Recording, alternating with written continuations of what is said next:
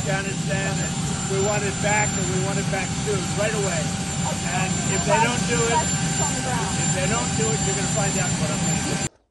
আফগানিস্তান যুদ্ধ শেষ হলেও এখানেই কি শুরু হতে যাচ্ছে পরবর্তী বিশ্ব উত্তেজনার মঞ্চ?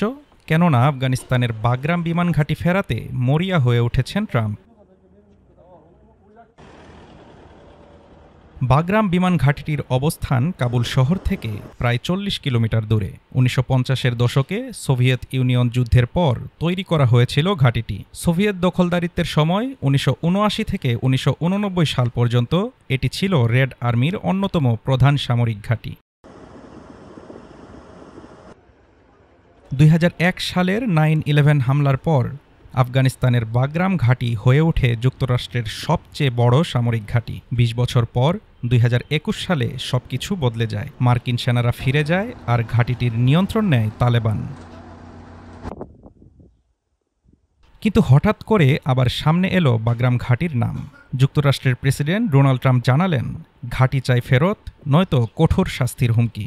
এর আগে বাইডেন প্রশাসনের সেনা প্রত্যাহারকে ভয়াবহ ভুল বলেও সমালোচনা করেছেন ট্রাম্প। যদিও নিজেই তালেবানের সঙ্গে দুহা চুক্তি করেছিলেন, তবে তার দাবি ছিল সেনা কমালেও বাগরাম যুক্তরাষ্ট্রের নিয়ন্ত্রণেই রাখা উচিত ছিল। এদিকে তালেবান প্রশাসনের জবাব ছিল সোজাসাপটা। তালেবান প্রশাসন স্পষ্ট জানিয়েছেন, আফগানিস্তানের ১ ইঞ্চি মাটিও কোনো বিদেশিকে দেওয়া হবে না।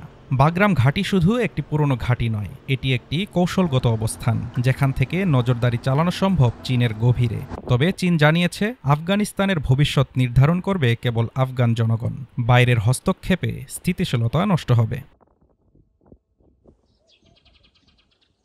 বিশ্লেষকরা বলছেন, মধ্য এশিয়ার নিয়ন্ত্রণ প্রতিষ্ঠা ও নজরদারির জন্য বাগরাম ঘাঁটির বিকল্প নেই। এ নিয়ে তালেবান চাপে, সরব চীন আর ট্রাম্প আক্রমণাত্মক। আফগানিস্তানে যুদ্ধ শেষ হলেও ভূরাজনীতির খেলাটা শুরু হচ্ছে নতুন করে। Desk report, Dhaka today.